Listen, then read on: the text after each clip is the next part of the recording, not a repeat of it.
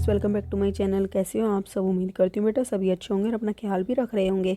तो बेटा आज हम करने जा रहे हैं अपनी वर्कशीट नंबर 87।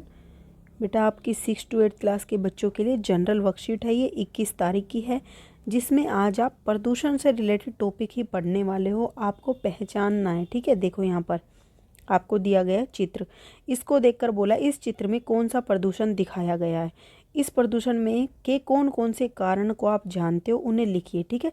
तो बेटा आपकी सभी सब्जेक्ट की वीडियोस तो अपलोड हो गई हैं, बस मैं एसटी सब्जेक्ट की नहीं बनाती हूँ, बाकी सभी की बनाती हूँ, ओके। क्योंकि मुझे टाइम नहीं मिल पाता, अगर कभी मिलेगा तो बना दिया करूँगी। अब यहाँ पर आपको बेटा इसका चित्र में पता चल रहा है क्या है, वायु प्रदूषण है, ठीक है। फिर इसके कारण को लिखना है, वो मैं आपको अभी बताऊंगी बेटा। पहले इससे आगे देख लेते हैं। देखो वायु प्रदूषण के कारण क्या है, वाहनों से निकलने वाला धुआं, ठीक है, और उद्योगों से निकलने वाली हानिकारक गैसें। फिर त्योहारों पर पटाखे आदि जलाने के कारण भी बेटा उत्पन्न होता है बहुत ज़्यादा शोर। वनों आदि को जलाने से भी धुआं उत्पन्न होता है। तो ये सारे क्या हैं बेटा, वायु प्रदूषण के कारण है, ठीक है, जिनको आप लिख सकते हो। आप अपने तरीके से भी लिख सकते हो। अब यहाँ पर देखो ये डायग्राम दिया है, यहाँ से देखकर आपको क्या पता चल रहा है। देखो ये पानी है, पानी के अंदर कचरा पड़ा हुआ है, सब चीज़ें, उद्योगों से, कारखानों से कचरा निकल रहा है। तो इस चित्र में कौन सा प्रदूषण है, तो बेटा कौन सा प्रदूषण है, जल प्रदूषण है, ठीक है। इसमें अब आपको बोला गया है इस प्रदूषण के कौन कौन से कारणों को आप जानते हैं उन्हें लिखिए। तो आप यहाँ से पहचानो, उद्योगों से निकल रहा है कचरा, कचरा फेंका जा रहा है, ठीक है, और खेतों आदि से भी निकल रहा है।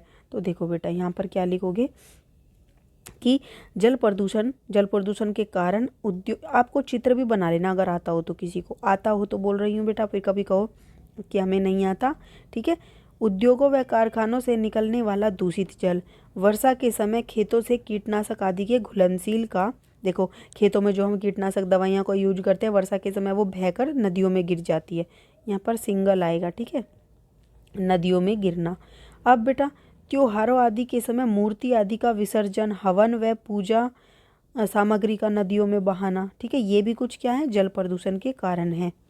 अब उससे नेक्स्ट क्या है बेटा आपका, यहाँ पर देखो ये आपको मिट्टी दिख रही है, मिट्टी के ऊपर कितना कचरा है, तो ये क्या हो गया, मृदा प्रदूषण, ठीक है। कौन सा हो गया, मृदा प्रदूषण। अब इसके कारण कौन कौन से हैं बेटा, देखो बहुत ही आसान से हैं और जो हमें नहीं करनी चाहिए।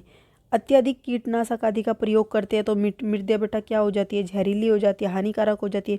अपघटित न होने वाली वस्तुओं को मिट्टी में दबा देना, प्लास्टिक आदि, ये सारी चीज़ें जो क्या करेंगी, मिट्टी की उपजाऊ शक्ति को खत्म करेंगी, ठीक है। और कचरे आदि को जमीन पर यहाँ वहाँ फेंक देना, ये सब भी मृदा प्रदूषण के कारण है, ठीक है। अब इससे आगे देखो ये डायग्राम दिया है, इससे आपको क्या पता चल रहा है, इस चित्र में कौन सा प्रदूषण दिखाया गया होगा, तो बेटा ध्वनि प्रदूषण, ठीक है। 4 तरीके के प्रदूषण होते हैं ना, इस प्रदूषण में कौन कौन से कारणों को आप जानते हैं उन्हें लिखिए। तो बेटा देखो इसके कौन कौन से कारण हैं, आप यहीं से समझो कि बहुत ज़्यादा वाहनों आदि के प्रयोग से, या फिर कहीं कंस्ट्रक्शन आदि चल रही हो, या डीजे आदि बन रहे हो, पटाखे आदि का प्रयोग हो रहा हो, ठीक है। तो देखो क्या क्या आप कैसे कैसे लिखोगे।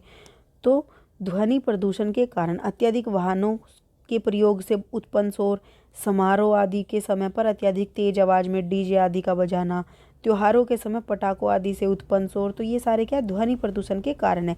ये थी बेटा आपकी आज की वर्कशीट। उम्मीद करती हूँ आपको अच्छे से समझ आ गई होगी। फिर भी कोई डाउट हो तो कमेंट बॉक्स में पूछ लेना। इस वीडियो में इतना ही, अपना नेक्स्ट टॉपिक हम अपनी नेक्स्ट वर्कशीट में करेंगे। तब तक के लिए ऐसे हंसते रहिए, मुस्कुराते रहिए, पढ़ते रहिए और आगे बढ़ते रहिए। Thank you.